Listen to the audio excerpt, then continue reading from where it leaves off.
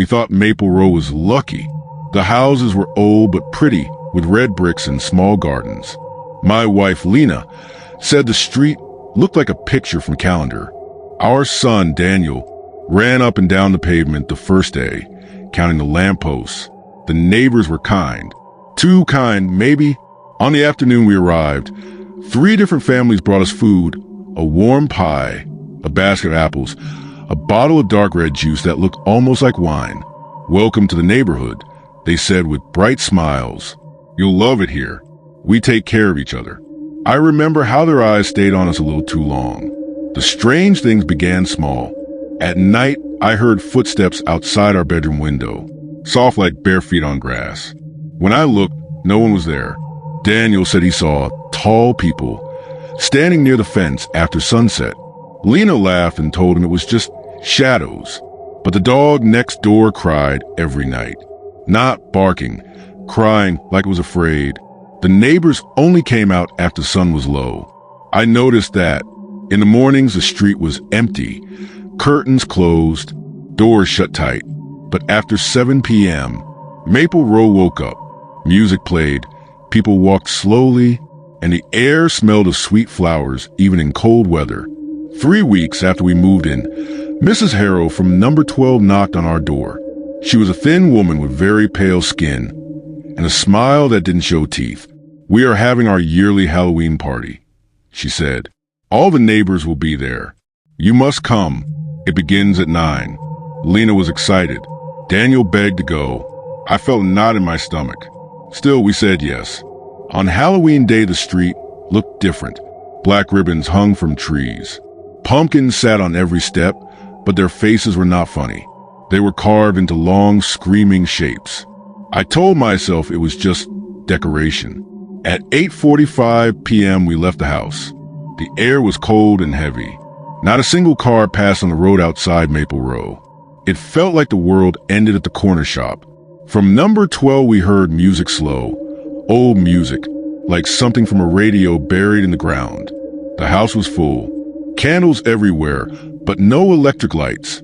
The neighbors greeted us like family. They touched our shoulders, our hands, our faces. Such warm people. One man whispered, holding Lena's wrist a moment too long. There was food on a long table, but none of it looked normal. Meat too red, drinks too thick. Daniel said the juice tasted like metal, and I told him not to be rude. At exactly 9 p.m., the front door closed by itself. The music stopped.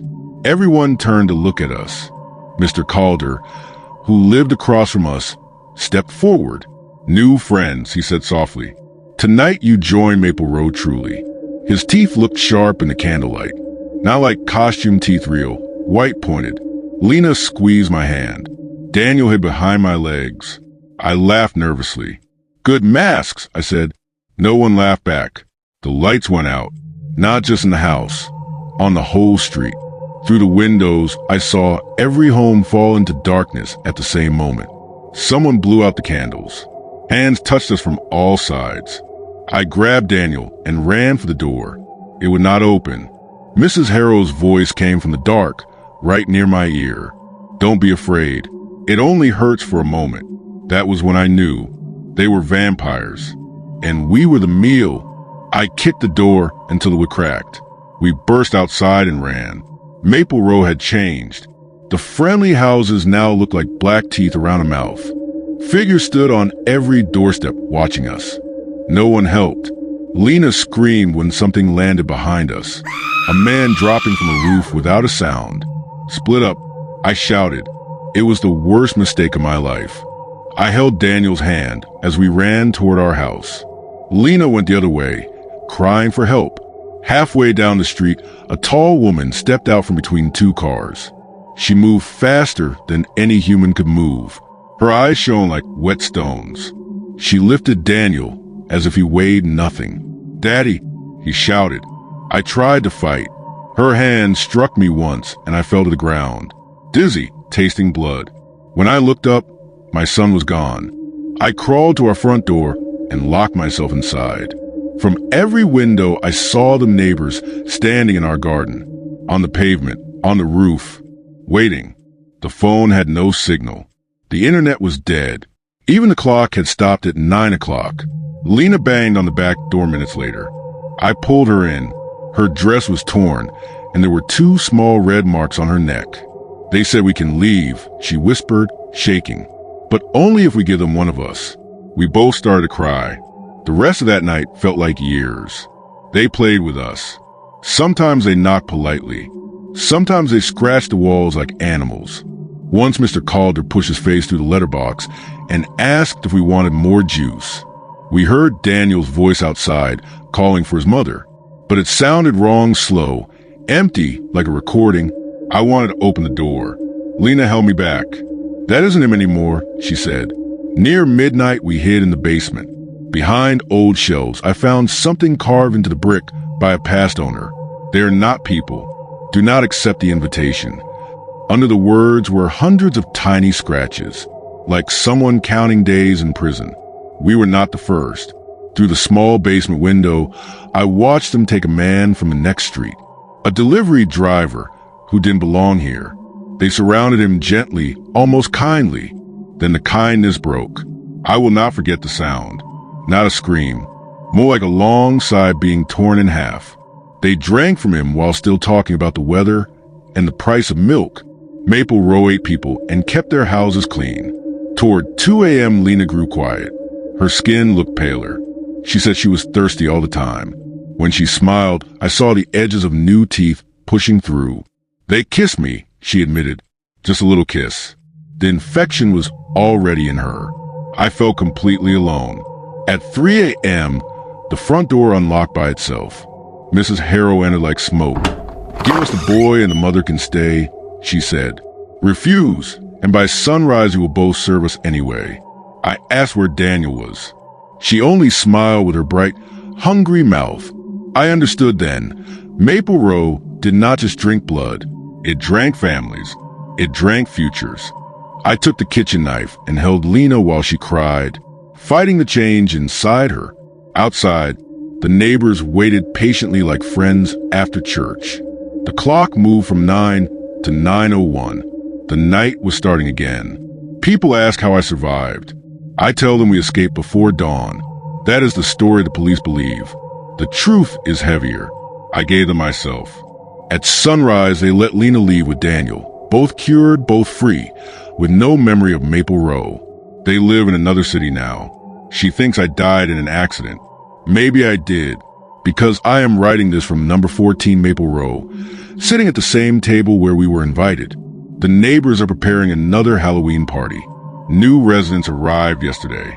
Such warm people. If you ever move to a quiet, perfect street where everyone is friendly and the parties begin at 9, if the juice tastes like metal and the neighbors never come out in the sun, do not accept the invitation. I will be the one opening the door, and I am very hungry.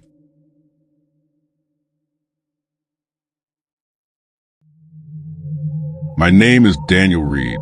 For most of my life, I believe my father died in a car accident. That is what my mother told me. That is what the papers said. I grew up in another city, far from Maple Row, far from a house with the red bricks and the 2 friendly neighbors. But memory is a strange animal. It sleeps for years, then it wakes hungry. I was 27 when the dreams began. In the dreams, I was small again. I stood on a dark street where every house watched me like a face. People with pale smiles called my name. A woman in a black dress held my hand and said, "You belong here, little one." I always woke at 9 o'clock exactly. The clock beside my bed never moved past it. Doctors said it was stress. My mother said it was nothing, but she avoided my eyes whenever I mentioned Maple Row. That made me curious.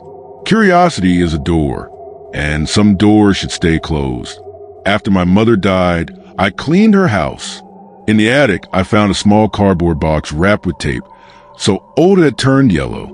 Inside was a single photograph. A street sign, Maple Row. Behind it stood my father alive, and beside him, a thin woman I did not recognize, smiling without teeth. On the back, my mother had written, "Do not let Daniel remember." My hand started to shake. I told myself I only wanted answers. The town was 4 hours away. I drove there on a gray October afternoon. the sky low and heavy like it was pushing me back. Maple Row still existed. The houses looked the same. Even the trees looked the same, as if time had been nailed to the ground. A family was moving into number 18. A little girl waved at me from the garden. My stomach turned cold. I walked the street pretending to be a visitor. At number 12, the door opened before I knocked. Mrs. Harrow stepped out exactly as she had looked in my dreams, not a day older. "Daniel," she said softly, "you came home." I told her she was mistaken. She only smiled. "Your father is waiting." They led me to number 14, our old house. Inside it smelled of flowers and iron. On the wall hung pictures of families. I did not know dozens of them, all standing on Maple Row with the same frightened eyes. At the dining table sat a man with white hair. My father. He looked older, thinner, but alive. And when he looked at me, he did not look happy. He looked afraid. We spoke alone in the basement, the place where he once hid with my mother. "They let you go because you were useful," he whispered. "Children are easier to change than adults. They plan to keep you." He showed me his neck, old scars, neat and round. "I stayed so your mother could escape with you. I became part of the neighborhood." I asked him what that meant. From upstairs came the sound of laughter. Too many voices for too few people. He answered only one word: food. That night, I learned the rules. 1. The party always begins at 9 p.m. 2. New residents must be invited. 3. Blood taken willingly binds a family to the street. 4. Those who refuse are hunted until they agree. My father said the neighborhood was older than the town itself. A nest, not a community. They do not call themselves vampires, he said. They call themselves keepers. Keepers of what? He did not know. While we talked, something moved in the walls. A slow crawling sound, like nails through wet wood. My father closed his eyes as if he was used to it. "They listen," he said. The light bulb above us flickered to 9 o'clock, even though it was afternoon. I felt the street noticing me. Over the next days, I met more neighbors. Mr. Calder, who never blinked. The twins from number 9, who finished each other's sentences. A boy named Thomas, who looked 12 but said he was born in 1953. They all called me returned son. None of them cast a shadow in the glass of shop windows. I tested it myself and pretended not to see. Isolation began to wrap around me like cold water. My phone lost signal. Whenever I entered the street, friends who visited suddenly felt sick and left early. Maple Row did not like witnesses. I started doubting my own mind. At night, I heard my mother's voice from empty rooms. I smelled the same metal juice from childhood, though no one served it. Sometimes I found mud on my shoes without remembering walking outside. My father said it was the street entering me. "You were marked as a child," he warned. "It remembers your taste." I began locking my bedroom door, even though I was a grown man. Locks meant nothing there. 2 houses down, the new family settled on the girl who waved at me. On their 3rd night, they were invited to number 12. Music played. Candles burned. I watched from my window as they entered smiling. At 9:37, the music stopped. By morning, their car was still in the driveway, doors open, groceries melting on the seats. No one ever saw them again. The neighbors said they had moved away suddenly. They even held a small farewell gathering in their honor. I understood then that Maple Row digested people slowly, politely. Something changed inside me after that. I began craving raw meat. Sunlight made my skin itch. When I looked in mirrors, my reflection lagged half a second behind. The keepers were patient. They waited for the child they once touched to finish becoming theirs.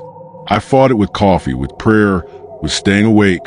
But every night at 9 o'clock, I felt the door inside, my chest open a little wider. To survive, I started hunting the truth. I found old newspapers in the library, decades of missing persons, all connected to Maple Row delivery drivers, babysitters, tourists who asked for directions. One article from 1912 described a blood sickness in the same houses. Another from 1870 spoke of a family that never aged. The pattern was a long, red thread. And at the end of that thread was my father, smiling in photographs taken before he was born. I accused him one night. "You are one of them." He did not deny it. "I became what I had to become to keep you alive," he said, "but the street will not release you twice."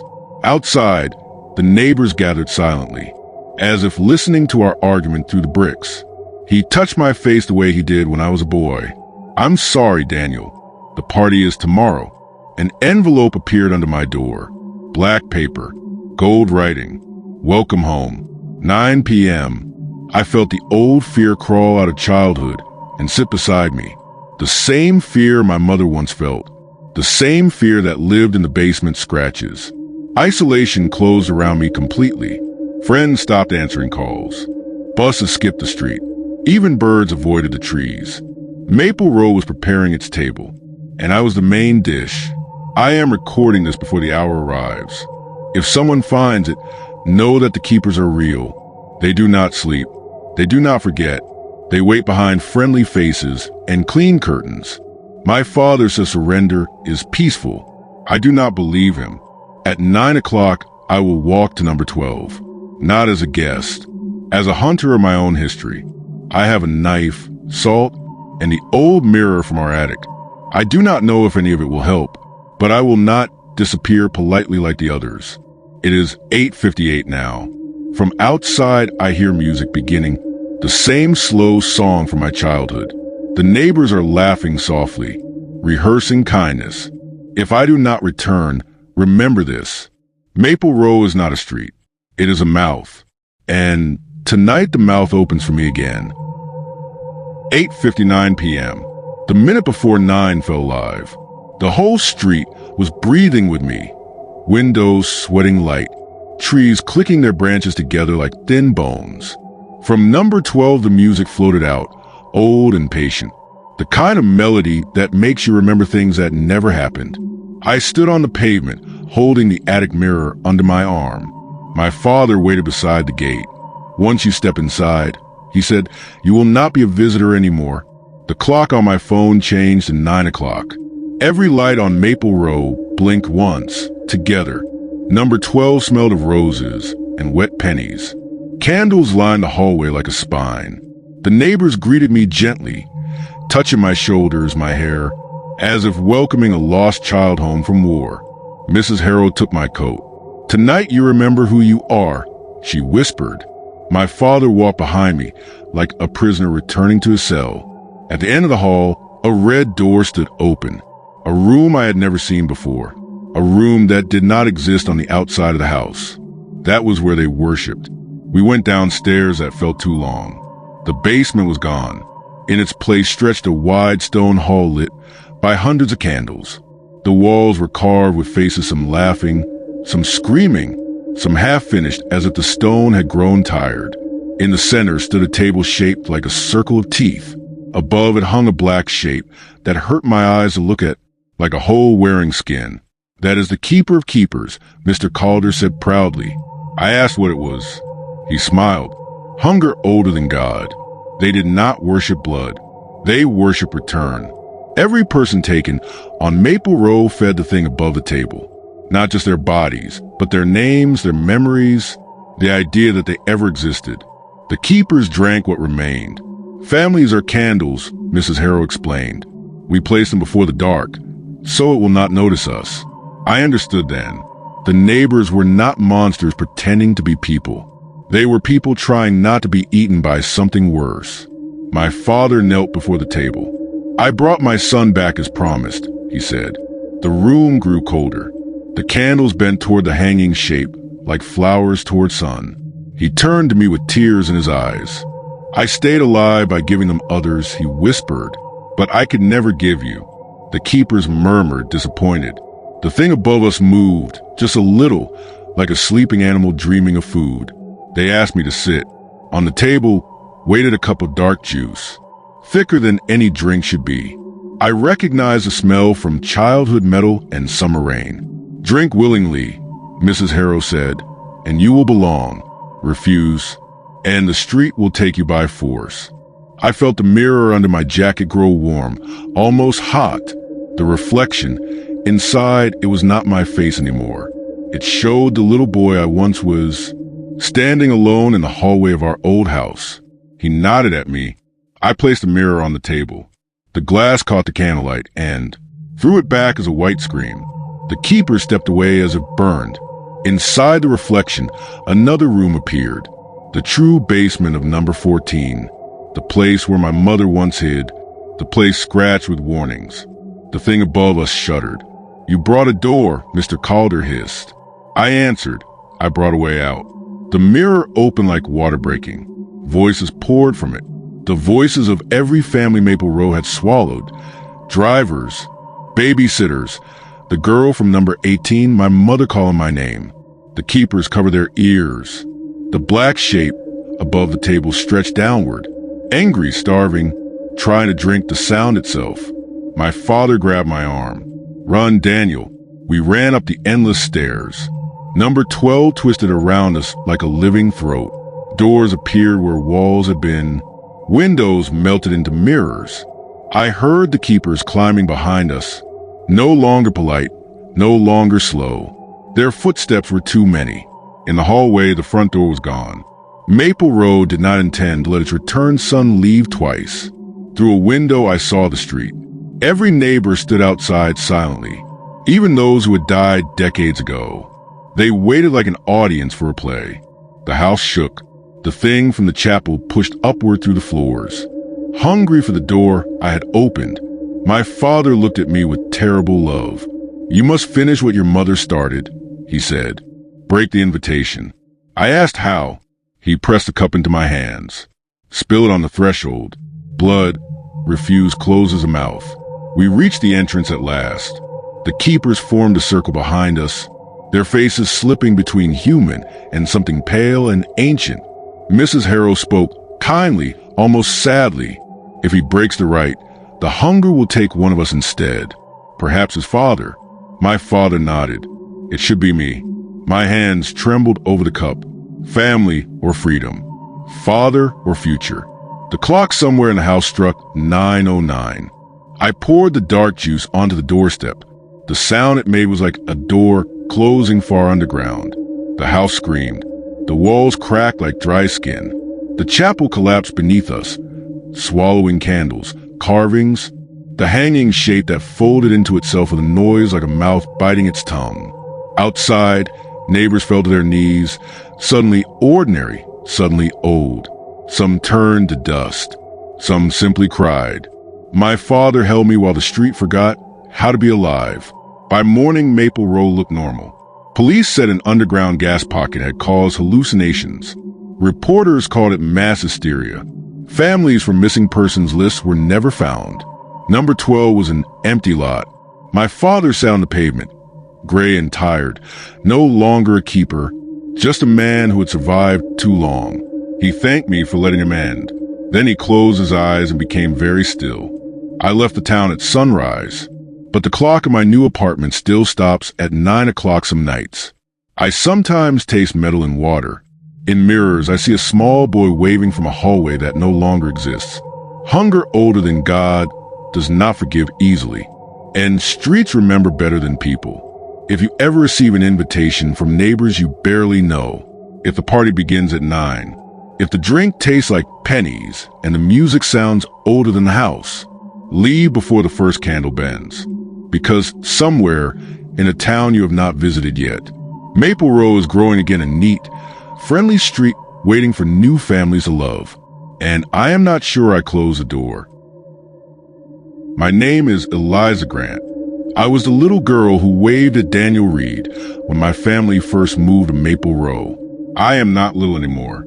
I am 24 now, but the street never left me. Some places do not disappear from the body. They hide inside the ribs like cold birds. People think the collapse of Maple Row ended everything. They believe the houses were demolished, the neighbors scattered, the evil buried under concrete. They are wrong. Hunger does not die. It only changes clothes. The police said our family survived a gas hallucination. Therapists called it shared trauma. My mother called it a bad dream. But I remember the music. I remember the candles bending. Most of all, I remember the beautiful people. Even as a child, I noticed how perfect they looked. Smooth skin, gentle voices, men with bright eyes, women who smelled of roses and summer water. They moved like dancers pretending to be ordinary. Years later, those memories returned with another feeling, longing. We moved to Brighton after the incident. A normal town, normal streets, normal neighbors. Yet I kept meeting people who reminded me of the keepers. At university parties, I saw them. Men too handsome to be real, women glowing as if lit from inside, laughter that sounded rehearsed. They hosted pool gatherings at big rented houses. Music, warm lights, bodies shining with water. Nothing openly wrong, just a sense that everyone was being chosen for something. I began to receive invitations again, always for 9 p.m. The message came from a girl named Mara from my art class. "Come tonight," she wrote. "You'll feel at home." The house was full of young people, beautiful, confident, half-dressed in summer clothes, moving through blue pool light. Hands brushed arms, laughter floated like perfume. Everything felt glamorous, dreamlike, but the drinks tasted faintly of metal. A tall man named Adrian spoke to me near the water. His voice was soft, patient, like he had known me for years. "We have been looking for you." "Eliza." I dropped my glass. Adrian became part of my life quickly. He brought flowers that never wilted. He touched my hands as if they were fragile glass. When he kissed me, it was gentle, almost careful, and yet I felt dizzy afterward, as if something inside me had opened. He said he worked at night. He said sunlight tired him. He said love was older than the body. Around him I felt desired, protected, afraid. The parties grew, wilder music, glowing pools. Young men and women laughing with red drinks in crystal cups. Attraction hung in the air like warm rain. Couples disappeared into rooms and returned changed. Calmer, slower, smiling in a new way. No one spoke about what happened behind the doors. That was when the voices started. At 9 o'clock every evening, I heard breathing inside the walls of my flat. The mirror above my bed showed reflections that moved a second too late. I dreamed of Maple Row rebuilt under the sea. Neighbors walking through water without floating. Adrian told me not to be afraid. "Some families are chosen," he said. "You were always one of us." He pressed his thumb to my neck, and I felt my pulse answer him. Friends stopped calling. My mother said I sounded different. My shadow looked thinner than my body. I realized the glamour around Adrian, and his circle was a curtain. Behind it lived the same ancient appetite that once hung above the chapel of number 12. The keepers had not died. They had simply learned to wear youth. The turning point came at another gathering. Blue lights under the water, music like a slow heartbeat. Young men leaned over the pool edge watching the girls swim. Admiration thick as perfume. Hands met, laughter rose. The air heavy with attraction that felt both tender and dangerous. Adrian led me aside. "You don't need to be lonely anymore," he whispered. "Give a little, receive forever." I understood what he meant, not words, but surrender. The others watched us with warm, encouraging smiles. I felt wanted. I felt hunted. Before I could answer, a man stepped from the trees. Daniel Reed, older, tired, eyes full of storms. "Leave her alone," he said. The music died. The beautiful faces sharpened for a moment, almost showing what lived beneath. Daniel pulled me away from the lights. "They are rebuilding Maple Row with people instead of houses," he told me. "Romance is their doorway. Pleasure is the leash." Adrian watched us from the poolside, patient as a king. After that night, my mind split in two. One half wanted Adrian, his warmth, the promise of belonging, the glamorous life where no one aged, and every mirror loved you. The other half remembered the girl who waved from number 18, the child who saw us street eat families. I began losing time, finding rose petals in my pockets, waking with tiny red marks like commas on my skin. The hunger was courting me slowly. Daniel showed me files he had collected, missing students, models who vanished after parties, lovers who left notes written in the same careful handwriting. They seduced before they drank, he said. Desire makes the blood sweeter. The keepers were no longer monsters in dark basements. They were shining people in expensive clothes, using beauty as a language, and I was already learning the alphabet. Adrian came to my flat at 8:45. He looked perfect, suit like moonlight, smile gentle. "Tonight we make you family," he said.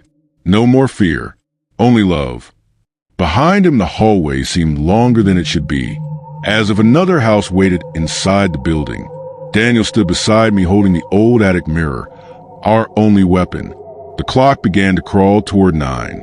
I realized the true horror was not fangs or blood. It was choice, to be adored forever and lose my name, or to stay human and live with the emptiness they left. Adrian reached for my hand. His touch was soft, inviting, almost kind. For a second, I wanted to go with him, to sink into the glowing water, the music, the endless parties where everyone was young and beautiful. Then the mirror showed me the truth. Behind his reflection, a mouth of darkness waited, patient as the sea. I stepped back. "No," I said. The hallway trembled. The glamour cracked like thin ice. Adrian's face flickered between beauty and something pale and starved. "You were meant for us," he whispered. "Maybe," I answered, "but I choose daylight." Daniel smashed the mirror at our feet. The building screamed like an animal losing its skin. The party houses emptied overnight. Pools were filled with concrete. The beautiful strangers vanished into other cities looking for new doors. Adrian has not returned, but sometimes at 9 o'clock I feel his patience in the air, a lover who never learned to accept refusal. I know they're still out there wearing glamour, hosting gatherings, turning desire into leash and blood into promise. If you meet people who are too lovely, if the parties glow brighter than the street, if attraction feels like gravity instead of choice, remember Maple Row. Romance can be a corridor, touch can be a contract, and hunger often dresses like love. I was the girl from number 18. I survived twice. I do not know if I will survive a third time. After the night the mirror broke, Daniel and I stopped pretending to be ordinary. We were not heroes. We were two frightened people who knew too much. The city looked normal: buses, cafes, children going to school. But underneath we could feel the other city breathing, the one that only opened at 9 p.m. Daniel called it the second map. Every town has one, he told me, a place where the keepers try to grow another Maple Row. So we began to hunt. At first we looked for obvious signs. Houses where curtains stayed closed all day. Neighborhoods where dogs refused to walk. Parties that always started at the same hour. But the new nest was smarter than the old one. It did not gather in a single street. It spread like perfume. Clubs, gyms, art studios, co-working spaces. The keepers wore modern faces now. Influencers, photographers, charming landlords. They invited people with smiles instead of rituals. Yet the hunger behind their eyes was the same. A boy named Marcus disappeared after a rooftop party. His sister showed us messages on his phone. "Come at 9. Dress nice. You'll meet important people." The building overlooked the sea. Blue lights around a private pool. Exactly like the place where Adrian tried to take me. When we visited in daylight, the caretaker said the apartment had been empty for months, but the floor still smelled of roses and pennies. The more we searched, the more the world pulled away. Friends said we were obsessed. Police stopped returning calls. Even the internet felt thin, as if someone was editing reality behind our backs. Sometimes I wondered if Daniel and I were going mad together, two survivors inventing monsters to explain our scars. Then the clocks would freeze at 9 o'clock again, and doubt would leave like a scared child. Hunting the keepers was not brave work. It was slow, tiring, and lonely.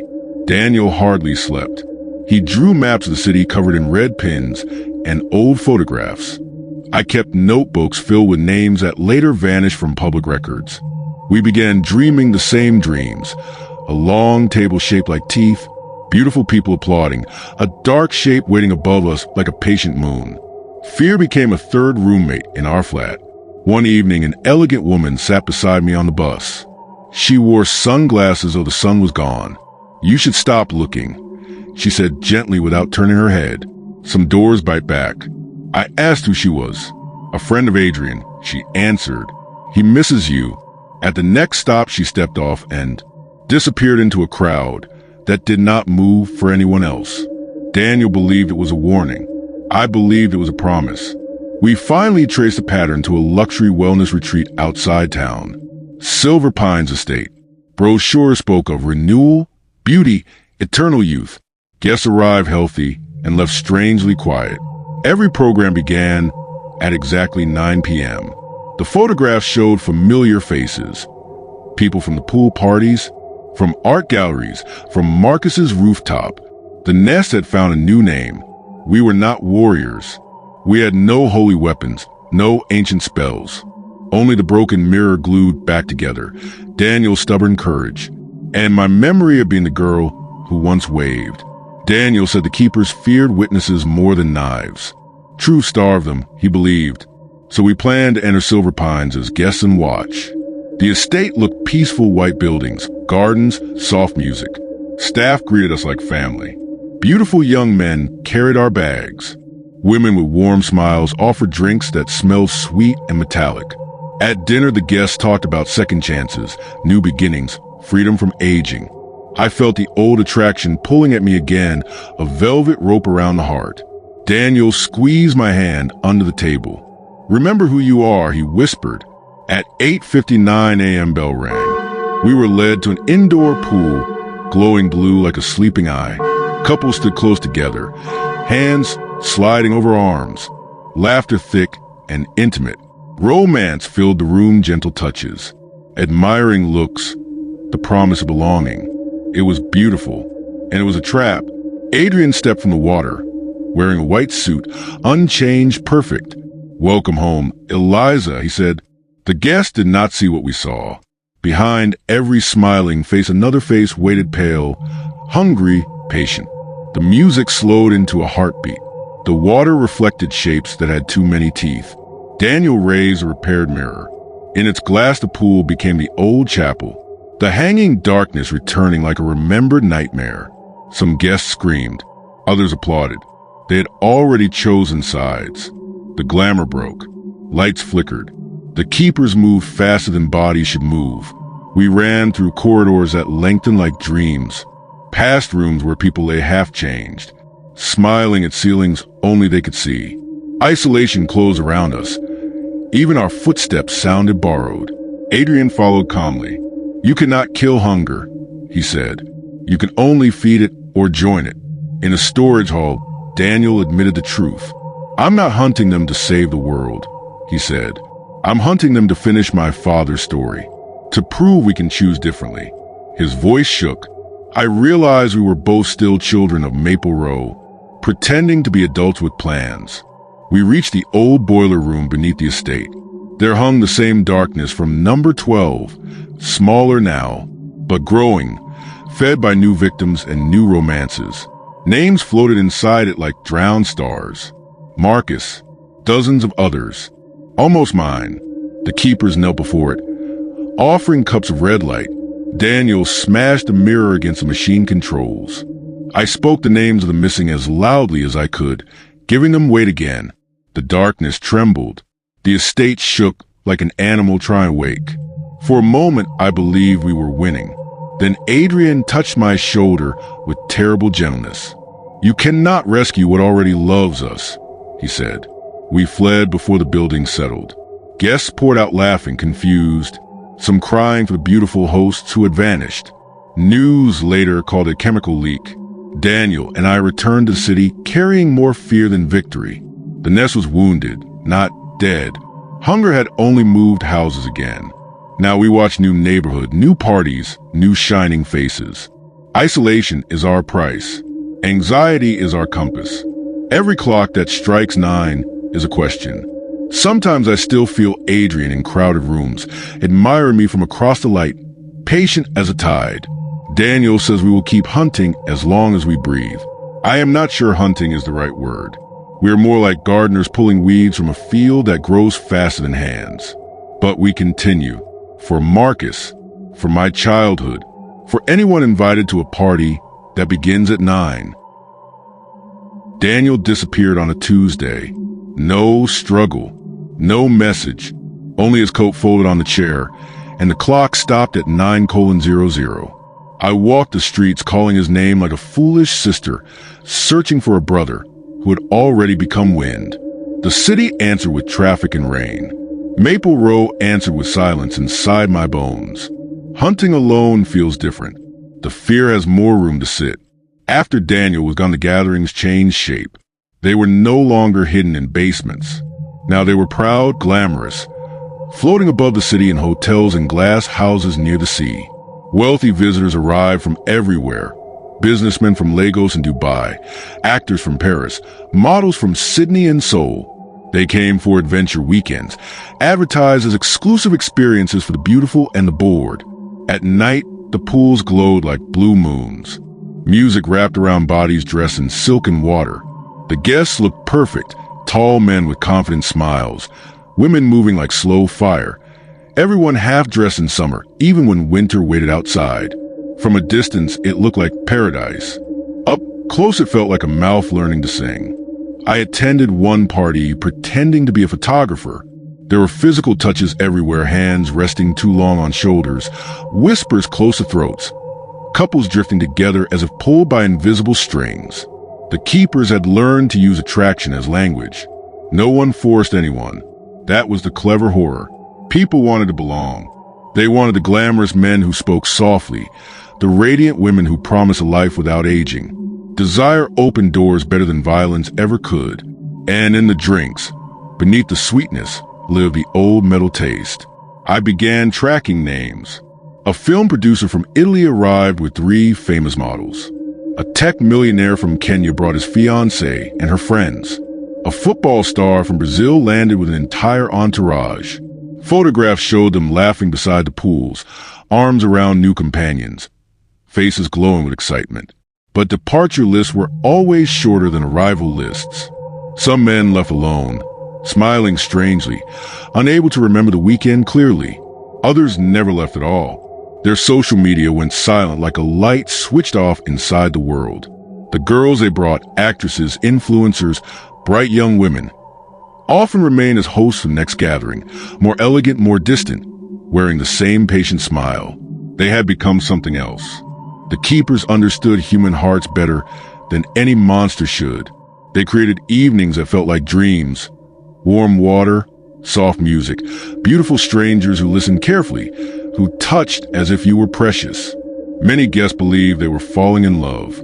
I watched a shy banker from Germany dance with a woman named Leora. By midnight, he looked at her the way people look at home after a long war. By 9 o'clock the next evening, he was sitting beside the pool speaking in a slow new voice, calling the party family. Fear hides easily inside pleasure. Even knowing the truth, I felt the pull. One host, a tall man with silver rings, asked about my life as if he truly cared. His hand brushed my wrist, and warmth spread to me like dangerous summer. For a second, I imagined forgetting Daniel, forgetting Maple Row, sinking into that bright, easy world. Then I saw his reflection in a window. Teeth too many, smile too wide. I left before the clock, finished breathing 9. Isolation followed me home like a loyal dog. While searching guest lists, I found his name, Daniel Reed, VIP invitation. My chest became a small broken room. Had he gone willingly? Had they taken him to replace his father again? The next party was scheduled at a coastal villa. I decided to attend not as a watcher, but as bait. The house stood on cliffs, glass walls staring at the ocean. Inside, water from the pool reflected across the ceiling like moving skin. Guests arrived in expensive cars, laughing, carrying dresses that looked like moonlight. The atmosphere was thick with charm, elegant men from many countries, women glowing with practiced confidence. Everyone touched everyone gently, the way people do when they believe the night belongs to them. Adrian greeted me at the door. I knew you would come back, he said. I asked about Daniel. Adrian only smiled and pointed toward the terrace. There he was alive, dressed in white, speaking calmly with a group of newcomers. His eyes were peaceful in the wrong way. They are treating him well, Adrian said. He finally accepted love. My knees nearly failed. Love was their favorite word for hunger. As the evening deepened, the pool seemed to darken though no one noticed. Laughter echoed, bodies moved close, and the party felt like one long shimmering animal. I saw a young singer from South Africa step into the water with a keeper. Minutes later, she emerged quieter, holding his hand as if she had known him all her life. Another guest whispered that every night here was a party to remember. I understood the sentence too well. I pulled him aside near the garden. "Come home," I begged. He looked at me with gentle pity. "I am home," he answered. They ended the war inside me. His skin was cold as moon glass. The hunger had dressed him beautifully. I could not save him by shouting or fighting. The keepers were too many, their glamour too bright. Instead, I stole one thing from the villa, a guest ledger filled with names and future locations. Hunting alone meant learning patience. Before leaving, Adrian kissed my hand. "You will return," he said. "Everyone does." The next morning, news reported that several visitors had extended their stay indefinitely. Families waited at airports that never received them. Daniel was among the missing. I sat in my apartment listening to the clock breathe toward 9 and promised him the empty room and the city. I would not stop. Now I travel from country to country following the bright trail, Monaco rooftops, Bangkok river hotels, Cape Town beach houses. Everywhere the same pattern: elegance, attraction, a pool glowing like an eye, and people who arrive as stars but leave as servants of something ancient. Fear walks beside me. Mystery sleeps in my luggage. Some nights I feel Daniel near, not as a brother but as a door waiting to open. If a glamorous invitation finds you, if romance feels too perfect, if the party begins at 9 and the water shines brighter than the moon, remember the girl from number 18. I am still hunting, and the keepers are still dancing. The ledger I stole from the villa was heavier than paper. Names, cities, dates, private airports, coded invitations. Threads of spider web stretched across the world. When I spread the pages on my hotel bed in Lisbon, the pattern finally showed its face. The parties were not random. They were migration routes. Every month, the keepers moved like seasons. Cape Town in winter, Barcelona in spring, Seoul when the rains came, London always at the turn of October, when fear is fashionable. And at the center of the map, circled in red ink by someone long dead, was one word: origin. To ordinary eyes, events were only glamorous gatherings, charity galas, fashion launches, exclusive pool nights for the wealthy. News channels showed smiling guests in bright dresses, not the empty seats on return flights. But I counted the absences. A senator from Chile who never resumed office. A violin prodigy who vanished after her breakthrough performance. A couple from Mumbai whose honeymoon photos ended at a blue-lit terrace. The world believed in coincidences. I believed in teeth behind mirrors. While driving through the French countryside, the car radio turned itself to static and then to a familiar breath. "Stop chasing us. Eliza. Daniel." The road bent like a frightened animal. I nearly crashed. "You don't understand what we're becoming." His voice said, "This isn't death. It's a longer morning." I screamed at the dashboard until the signal faded. That was when I knew he was no longer only my brother. He was part of the mouth that spoke everywhere. The coordinates led to a coastal city not marked on modern maps, a place that preferred old names. Locals called it Harbor Bells. Tourists called it charming. My bones called it a grave learning to smile. Every street ended in water. Every church had mirrors instead of saints. I rented a room above a bakery where the owner never blinked. At 9 o'clock each night, the harbor lights dimmed at exactly the same second, as if the town inhaled together. This was not a nest. It was a heart. I was not alone anymore. In a basement bookshop, I met people who had followed similar trails. A mother from Mexico searching for her son. A detective from Poland missing half his memories. A nurse from Ghana who swore her sister lived inside a photograph now. We compared stories like scars. All of us had seen the same parties, the same beautiful hosts, the same guests who left different from how they arrived. We called ourselves the Awake, though none of us slept well. Through a cracked window of the old opera house, we witnessed a ceremony that fed the worldwide nest. At 9, the chosen guests arrived in silence, dressed in white. Pools of water waited on the stage like open eyes. The keepers moved among them with gentle hands. whispering promises of freedom from time. No chains, no screams, only surrender dressed as joy. One by one, the guests touched the water, and their reflections climbed out to meet them. The copies smiled better than the originals ever could. The originals did not leave the building. He stood among the keepers, guiding newcomers with patient kindness. My brother looked peaceful, terribly peaceful, like a soldier who had forgotten which war he fought. When he saw me, he did not look surprised. "You came to the cradle," he said. "Good. Now you can rest." I told him I would burn the place to ground. He laughed softly. "We are already inside the ground, Eliza, and inside the sky. We are airports and weddings and summer music. You cannot burn a season." That night, the awake broke into the archives beneath the opera house. We found journals older than nations. The keepers worshipped no single god. They worshipped continuation, the idea that humanity was only a doorway and they were the room beyond. The parties were harvests. The glamour was perfume on the blade. They believed they were saving the world from loneliness by turning it into one endless family of hunger. Reading those pages felt like swallowing winter. We planned to expose them at the next international gathering, a summit disguised as a technology forum. Cameras, journalists, politicians. The perfect stage to show what waited behind the smiles. I was chosen to speak because I still looked ordinary. Inside, I felt like cracked glass. The hall was full of important people and brighter lights. I walked to the podium with the ledger in my hands and Daniel watching from front row. When I began to talk about the missing, the reflections, the ceremonies of 9, the audience listened politely, as people do to a mad relative at dinner. Then the screens behind me filled with images of the parties. Beautiful, harmless, joyful. My evidence turned to flowers on camera. The keepers controlled the story the way oceans control small boats. By the time security guided me outside, the crowd was applauding Daniel for his speech on global community. The world chose comfort. Horror remained fashionable only in films. After the summit, my companions disappeared one by one. The mother from Mexico called to say her son had returned and she no longer remembered contacting me. The Polish detective retired to a village he swore he had always loved. The Ghanaian nurse sent a photo of her sister recovered and healthy. The nest did not kill us. It adopted us out of existence. Only I remained difficult. Daniel visited me in the bakery room.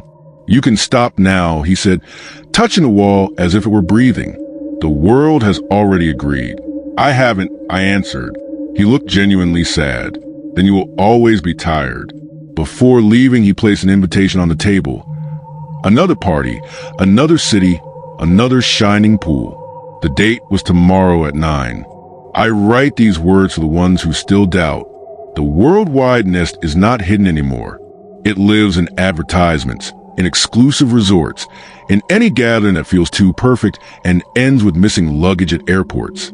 They do not need to chase us. We walk toward them smiling. If you ever attend a celebration where the hosts are impossibly kind, where the water reflects you better than mirrors, leave before the clock finishes saying 9. Tomorrow I will attend the party in the new city, not as a guest, not as bait, but as a witness carrying a small device that records even when stories try to change themselves. Maybe the world will finally see. Maybe I will vanish like the others. If these recordings stop, assume the nest has learned my name. And if you meet a woman at some glittering event who says she is searching for a brother, listen to her quickly. Hunger is patient, but so am I.